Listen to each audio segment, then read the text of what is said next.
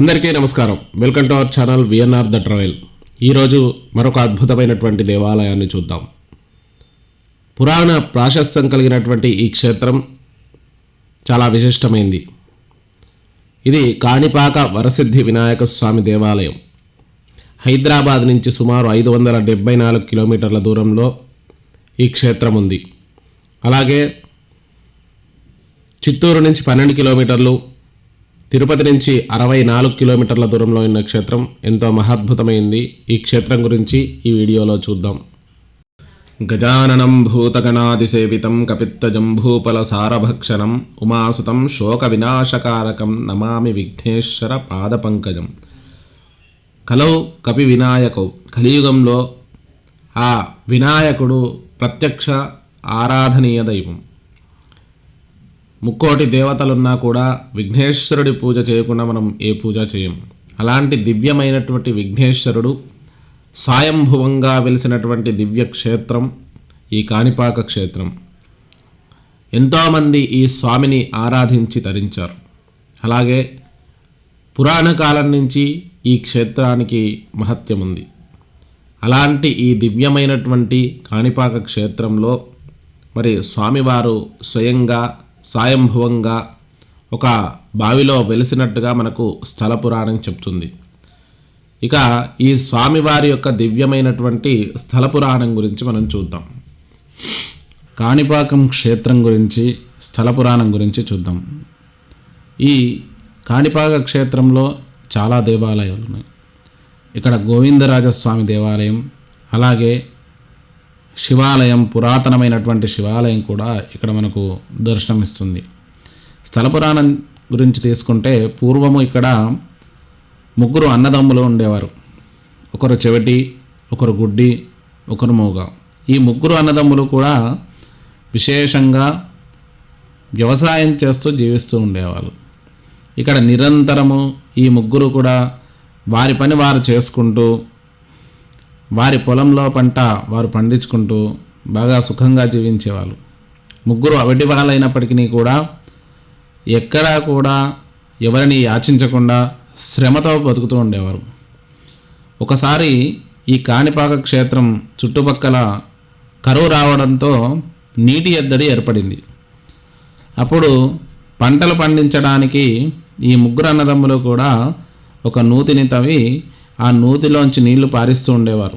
అయితే అందులో కూడా నీరు పూర్తిగా ఇంకిపోవడంతో మరి ఇంకా కొద్దిగా లోతు తవ్వుదామని చెప్పేసి వారంతా కూడా కలిసి ఆ నూతిని తవ్వడానికి లోపలికి దిగారు. ఆ దిగిన సందర్భంలో అక్కడ గడ్డపారతో తవ్వుతూ ఉన్నప్పుడు ఆ గడ్డపార ఒక రాతికి తగిలింది. ఆ తవ్వుతూ ఉంటే మధ్యలో రాయి పడింది. ఆ రాయికి తగలడంతో అందులోంచి రక్తము ఉబికి వచ్చినట్టుగా మనకు స్థలపురాణం చెప్తుంది. ఎప్పుడైతే రక్తము ఉబికి వచ్చిందో ఆ నీరు మొత్తం ఎర్రగా మారిపోయింది. అక్కడ ఎంత నీరు తీసినా అది ఎర్రగా రావడంతో అక్కడి ప్రాంత ప్రజలందరికీ కూడా ఈ విషయం తెలిసి తండోపతండాలుగా రావడం, అలాగే ఈ 3 అన్నదమ్ములు భయపడి అక్కడ ఆ లోపల కనిపించిన విగ్రహం విఘ్నేశ్వరుడిగా గమనించి ఈ విషయాన్ని రాజుకు చెప్పారు. మరి ఆ ప్రాంత ప్రజలంతా కూడా ఆ విఘ్నేశ్వరుడు ప్రశాంతత పొందాలని చెప్పేసి ఎప్పుడైతే నీరు ఉబికి వచ్చి ఆ రక్తం చిందిందో ఆ చిందిన రక్తం ఈ 3పై పడడం, ఆ 3 వైకల్యం తొలగిపోవడం అనేది జరిగింది. ఆ 3కి కూడా చెవులు, అలాగే నోరు, తర్వాత కళ్ళు 3 వచ్చాయట. తర్వాత ఈ ప్రాంతంలో ఉన్న ప్రజలందరూ కూడా ఆ స్వామికి కొబ్బరి నీళ్ళతో అభిషేకం చేశారట. ఈ ప్రాంతము ఆంధ్ర తమిళనాడు సరిహద్దులో ఉండడం వల్ల ఇక్కడ స్థలాన్ని 1/4 ఎకరం ఈ కొబ్బరి నీళ్ళతో ప్రవహించి ఆ ప్రాంతమంతా కూడా సస్యశ్యామలమైందని, స్వామివారి నుంచి వచ్చిన కొబ్బరి నీళ్ళు ఒక 1/4 ఎకరానికి సరిపడు నీరు వచ్చిందని చెప్పేసి ఆ 1/4 ఎకరాన్ని పరకము అని అంటారని, అందుకే కాణి అంటే నీరు, ఆ కాణి పరకం పోయి కాణిపాకంగా మనకు అక్కడ స్థల పురాణం చెప్తుంది, ప్రసిద్ధికెక్కింది. ఇది వేల సంవత్సరాల చరిత్ర కలిగినటువంటి దేవస్థానం. సుమారు 1000 సంవత్సరాల క్రితం ఇక్కడున్న గోవిందరాజస్వామి దేవాలయం మనకు ప్రతిష్ఠించినట్టుగా స్థల పురాణం చెప్తుంది. దాంతోపాటు ఇక్కడ ఆ స్వామివారి శివాలయం ఉంటుంది. అది జనమేజయుడు ఆ బ్రహ్మహత్యా పాపం తొలగిపోవడానికి, ఇక్కడ సర్పహత్య చేసి ఆ హత్యాదోషం తొలగిపోవడానికి మరి ఇక్కడ స్వామివారిని ప్రతిష్ఠించినట్టుగా కూడా స్థల పురాణం చెప్తుంది.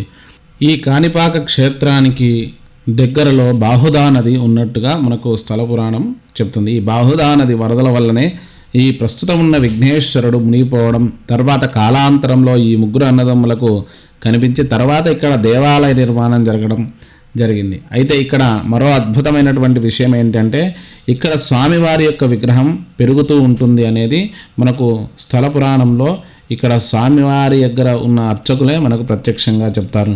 సుమారు 50 సంవత్సరాల క్రితం చేసినటువంటి స్వామివారి యొక్క దివ్యమైనటువంటి తొడుగు ఇప్పుడు మనకు సరిపోవట్లేదు, స్వామివారికి మళ్ళీ కొంత పెరిగింది అని చెప్పడం జరుగుతుంది. కాబట్టి ఈ స్వామివారు సజీవంగా, అంటే ఇక్కడ స్వామివారు సాక్షాత్తు శక్తిపూర్వకంగా ఉన్నట్టుగా మనకు స్థల పురాణం, అలాగే ఇక్కడి ప్రజలు చెబుతున్నారు.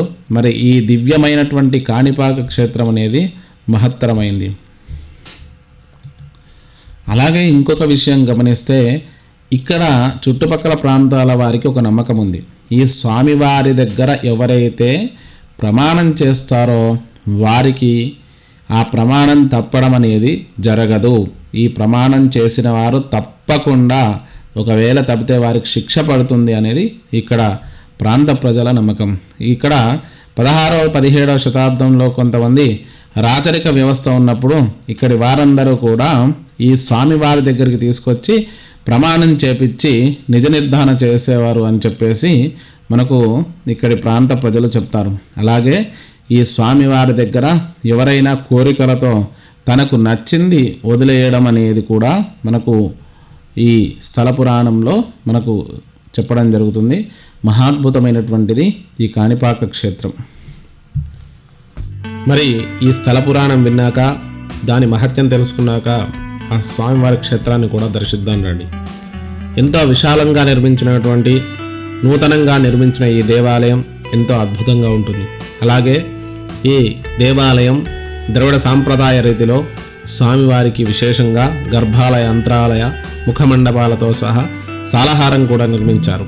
ఇది నూతనంగా నిర్మించినప్పటికీ కూడా ఎంతో శోభాయమానంగా ఉన్న ఈ దేవాలయం చూడడానికి కన్నుల విందుగా ఉంటుంది. స్వామివారి దేవాలయం ముందర పుష్కరిణి ఉంటుంది. ఈ పుష్కరిణిలో స్నానమాచరించవచ్చు. అలాగే నీరు పరిశుభ్రంగా ఉండడంతో పాటు ఎప్పుడూ ఈ నీటిని శుభ్రపరుస్తూ ఉంటారు. మరి ఇలాంటి అద్భుతమైనటువంటి దేవాలయం మనము ముఖ్యంగా ఆ సిద్ధి వినాయకుడిని దర్శిస్తే మన విఘ్నాలన్నీ తొలగిపోతాయి అని మనకు స్థల పురాణం చెప్తుంది. కాబట్టి ఇలాంటి దివ్యమైనటువంటి శ్రీ కాణిపాక వరసిద్ధి వినాయక స్వామి క్షేత్రాన్ని దర్శించండి, తరించండి, ఆ వినాయకుడి యొక్క అనుగ్రహాన్ని పొందండి.